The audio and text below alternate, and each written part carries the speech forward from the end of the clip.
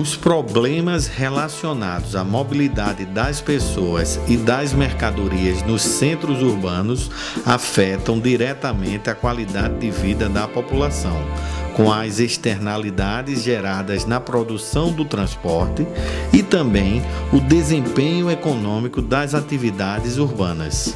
Especificamente no Brasil, o que aconteceu nos últimos anos foi que a população das diversas faixas populacionais, elas tiveram ganho de renda. Com esse aumento do ganho de renda, aumentou-se a demanda por construção civil. Antigamente você tinha a construção civil concentrada nos bairros, como para um tipo de moradia, e no centro da cidade, que era onde as pessoas geralmente trabalhavam. Hoje, com esse aumento de renda, a população e esse crescente aumento também da população, a população ela se espalhou por toda a cidade.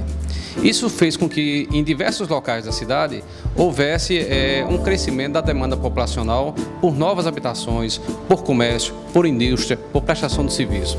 Então, de maneira tal que antigamente um fluxo de pessoas que ocorriam normalmente dos bairros apenas para o centro da cidade a fim de trabalhar, hoje não, eles se interligam. Então você tem hoje Mangabeira ligando ao centro, aos bancários, tá certo? As praias se interligam, a atividade na praia comercial é extremamente grande, consequentemente demanda novas construções também na área da praia, e você tem um modo de vida hoje que é diferente do que existia na época dos nossos avós. A quantidade de veículos nas ruas não para de crescer. Isso acontece porque, há alguns anos, as concessionárias das grandes cidades têm facilitado cada vez mais as formas de pagamento. João Pessoa é uma cidade que tem característica de ruas estreitas. Eu sempre falo que conservou-se João Pessoa ainda como o período do Império, quando a cidade era preparada para receber carroças e não automóveis. Hoje, com a facilidade de se adquirir automóveis, então todas as pesquisas que se faz nessa área, verifica-se que a quantidade aumentou bastante dentro da cidade de João Pessoa. Por suas características, talvez a vaidade do povo, sempre teve essa característica, mas hoje mais do que nunca. Consequentemente, fez com que as ruas a todo momento tivessem congestionamentos. Ruas que, notadamente, você não tinha problema de circular. Hoje, em qualquer horário, você circula com um trânsito intenso. Isso causando dificuldade e até estresse nos motoristas e um volume maior de acidentes também. Após a integração ao Sistema Nacional de Trânsito, o município assume a responsabilidade de planejamento, projeto, operação e a fiscalização das vias municipais. Isso significa que o órgão responsável passa a desempenhar tarefas de sinalização, fiscalização, aplicação de penalidades e educação no trânsito.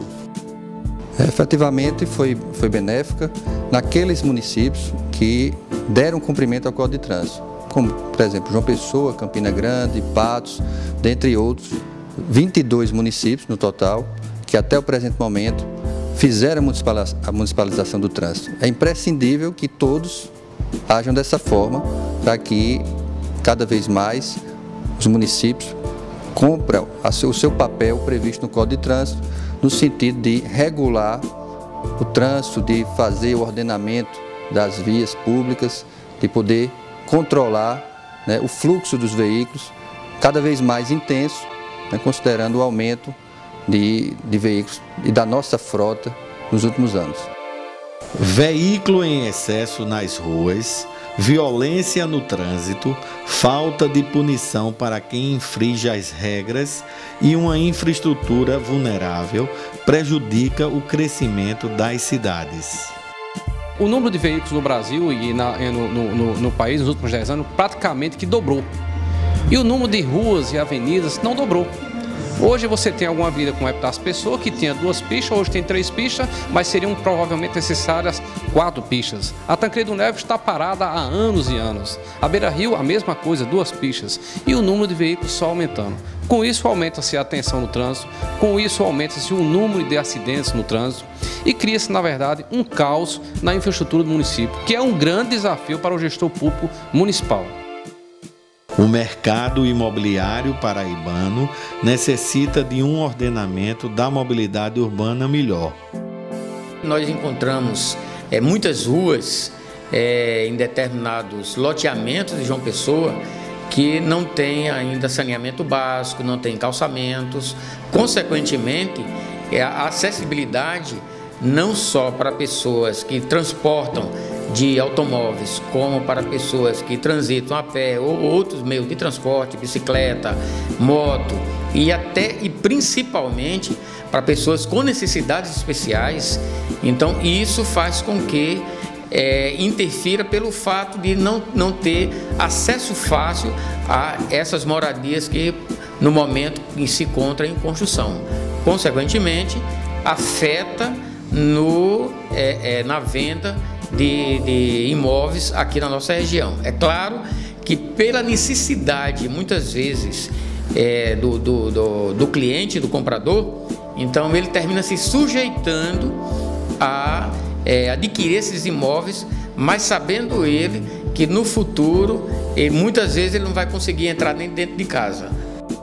De acordo com os dados do Detran da Paraíba, o aumento da frota de veículos em nosso estado no período entre os anos de 2000 a 2012 teve um crescimento de 246%. Verifica-se que de 2000 até 2012 houve um aumento de 246% na quantidade de veículos no nosso estado. Nós vamos atingir até o final do ano, provavelmente, a marca de 1 milhão de veículos. E, infelizmente, não houve o investimento necessário em todo o estado, no sentido de acompanhar, nesses últimos 12 anos, essa evolução da frota. Então, é importante, é imprescindível, e no caso específico do governo do estado, vem fazendo esse trabalho de investimento, com construção de novas estradas, e mais de 900 milhões investidos somente na construção dessas estradas. O trevo de Mangabeira, o governo do estado vai auxiliar o município quando é função do município fazer essas melhorias no trânsito, mas tem essa propensão de auxiliar, porque todos os órgãos têm que estar unidos, o governo federal, estadual e municipal, para a melhoria da mobilidade urbana, e o Detran vem fazendo o seu papel cada vez no sentido de melhorar, de cobrar a melhoria da formação dos condutores de veículos. Implantamos o sistema de biometria para controlar a carga horária, para fazer com que o aluno efetivamente esteja em sala de aula, para que, ao final de tudo, passando por todas as provas, possa fazer valer e cumprir efetivamente o que está previsto no Código de Trânsito. O atendimento das necessidades sociais e econômicas das pessoas requer seu deslocamento no espaço, que pode ser feito a pé ou por meio de veículos de transporte motorizados ou não motorizados. O volume do investimento imobiliário na construção civil no país, comparado a outros países, ainda é muito pequeno. Entretanto, nós não trabalhamos sozinhos. Nós trabalhamos num espaço público, nós trabalhamos num espaço privado, e nesse espaço público tem que haver intervenção do poder municipal local.